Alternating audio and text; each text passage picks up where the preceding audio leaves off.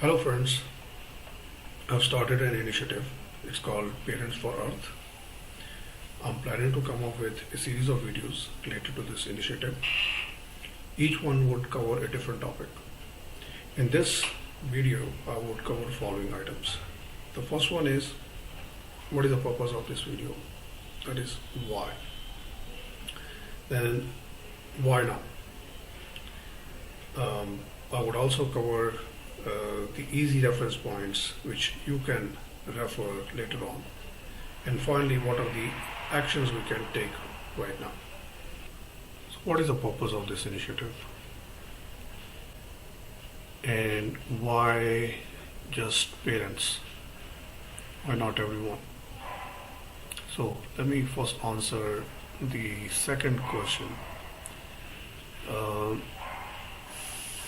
Although it's important for all the human beings on this planet, but if you notice that from all these years, all the attempts to convince and make everybody understand that this is really important has not worked so far.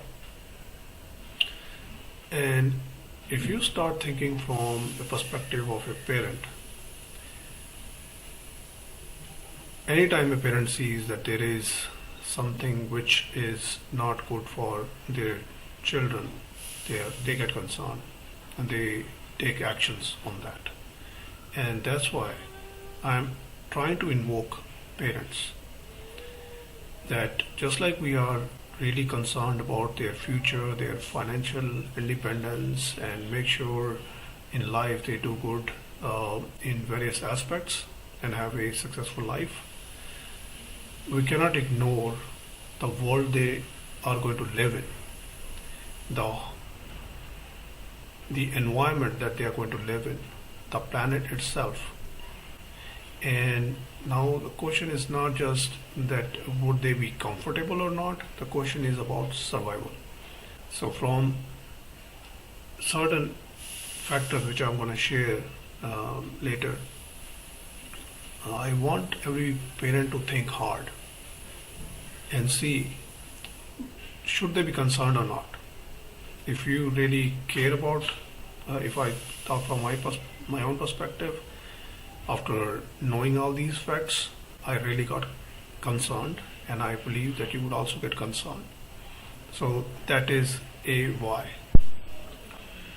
Why now? It's a very good question. The answer is very simple. It does have a pandemic connection. We did not care about this. I include myself in that because I have heard many activists talking about it at various forums, and I always felt, yeah, it's a good thing. They are doing a good job. Yeah, they have taken up a good cause. And probably that is their responsibility to talk about environment and fight for it. And I'm just living my own life, dealing with my own challenges and my own problems. It's not my problem. Now, after going through 1.5 years of pandemic times, we have seen the kind of pain everybody has gone through. And once we know that this also has a pandemic connection, then we must think about it, think hard. Again, all the parents.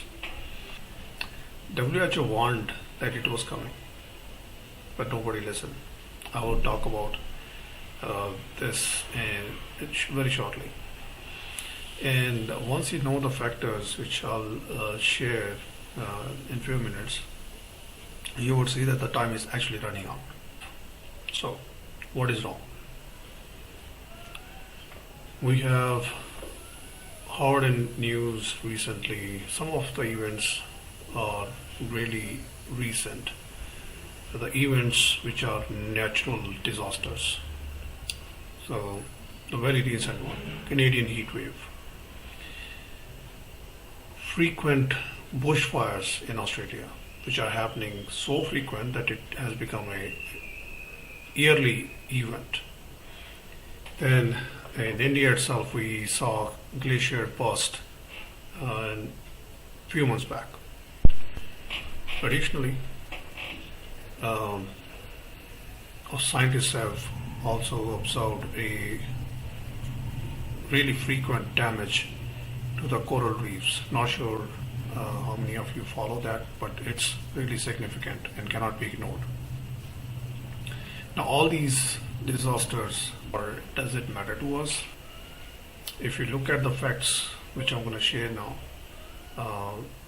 yes, we should all be bothered about these, because these are the consequences of certain things which I'm going to discuss next.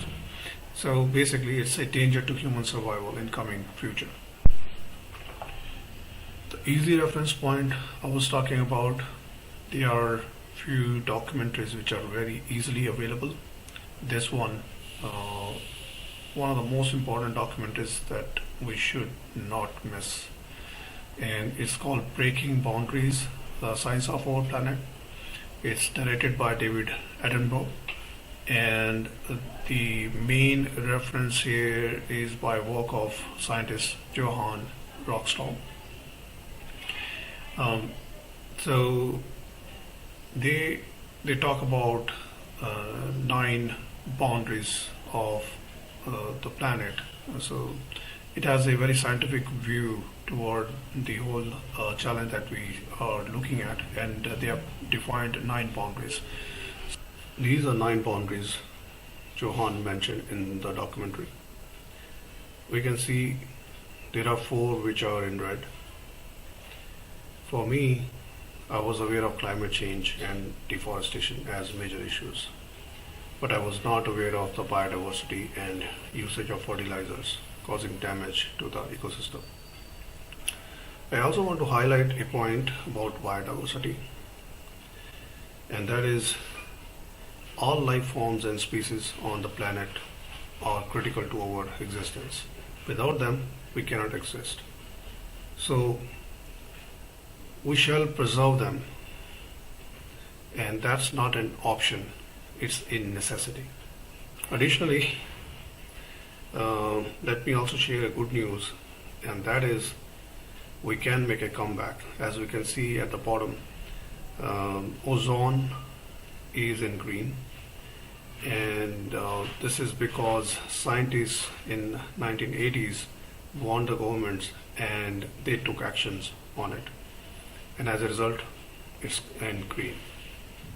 So there is definitely a hope, and we can do the same with the other items which are in red right now. In the documentary, WHO representative called out these few factors that helped pandemic. I will list out few of them here.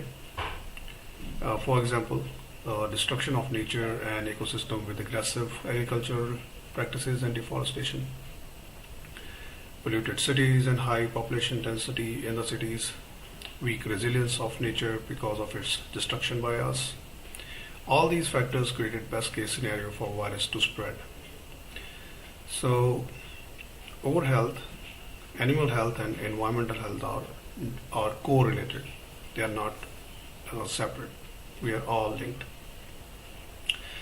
So healthy nature and ecosystem does not cause pandemic. So that's why it is so critical to have a healthy nature or ecosystem for our existence.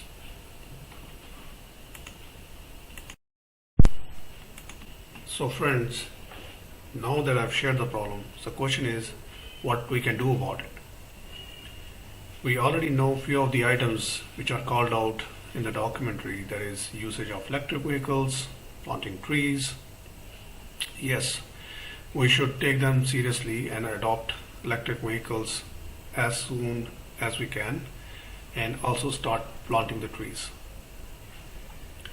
But apart from that, I would add few of the items which I have adopted of my own, which may or may not be covered in the documentary. For example, shifting to vegan diet, following principle of eat to live, and not the other way around. Eat less or just the right amount. developing awareness of an individual's impact on environment in daily life activities. I will create a separate video to cover details of how and what I do and how it helps in preserving the environment and reducing an individual's carbon footprint. But I just wanted to call out a few of them here, just to highlight what an individual can do. Finally, if we are all aware of this problem, especially parents, and if we work towards it, gradually governments will understand this and will take actions to have policies that can reduce carbon emissions.